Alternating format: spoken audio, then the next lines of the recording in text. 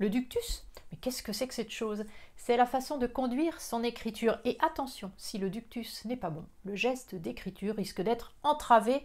On voit ensemble pourquoi juste après ça. Bonjour, je suis Cécile Maléco, rééducatrice en écriture et formatrice en pédagogie de l'écriture méthode Dumont. Pour bien écrire, il faut un bon ductus, c'est-à-dire qu'il faut bien conduire son geste. D'ailleurs, le mot ductus vient du latin ducere, ducere, je ne sais pas, je vais appeler Sénèque pour lui demander, qui signifie conduire, diriger. On parle donc du ductus d'une lettre, c'est-à-dire la façon dont le geste doit la construire. On parle aussi du ductus interlettre. Il s'agira ici de la manière dont on va lier les lettres, de la manière avec laquelle on va construire le mot.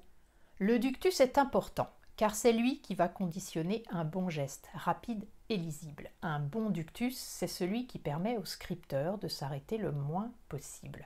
Vous commencez à vous y connaître un peu en écriture cursive maintenant que vous me suivez assidûment, puisque vous vous êtes abonné, et donc vous allez me dire « Mais oui, Cécile, le mouvement, c'est la clé. Si on ne s'arrête pas, on permet au mouvement de s'installer, de porter l'écriture. » C'est exactement ça, vous êtes très fort. Mais comment faire pour ne pas s'arrêter? Prenons un exemple.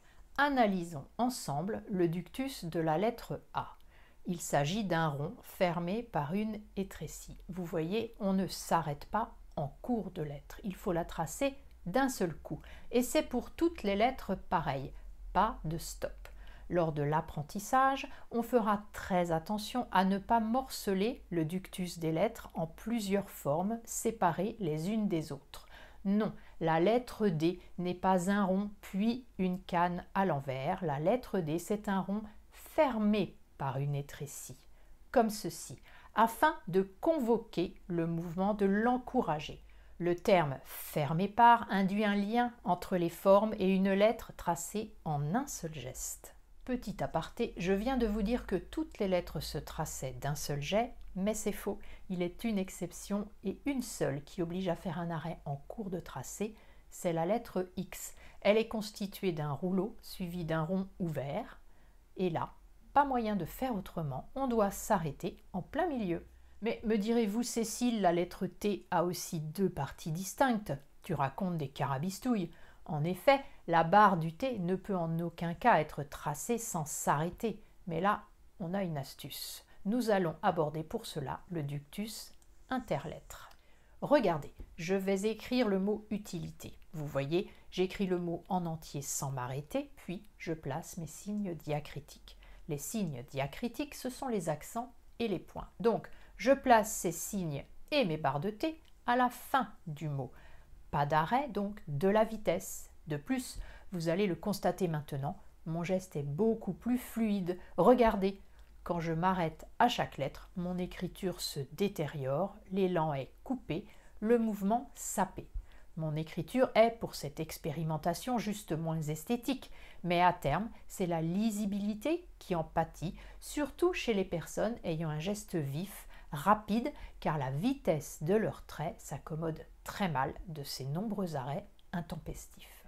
6 lettres seulement dans notre alphabet nécessitent un arrêt avant leur écriture. Ce sont celles qu'on appelle les lettres rondes, celles qui commencent par un rond.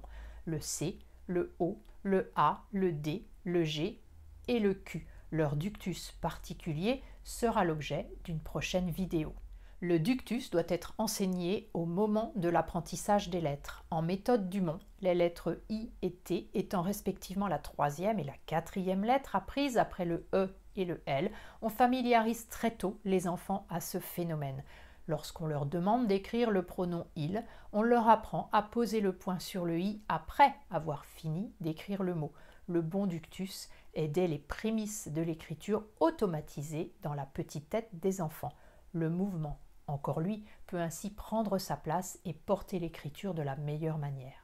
Voilà, vous connaissez maintenant le rôle capital du bon ductus dans l'écriture et pourquoi il faut l'enseigner très tôt aux enfants. Merci pour votre soutien et à très bientôt pour bien écrire.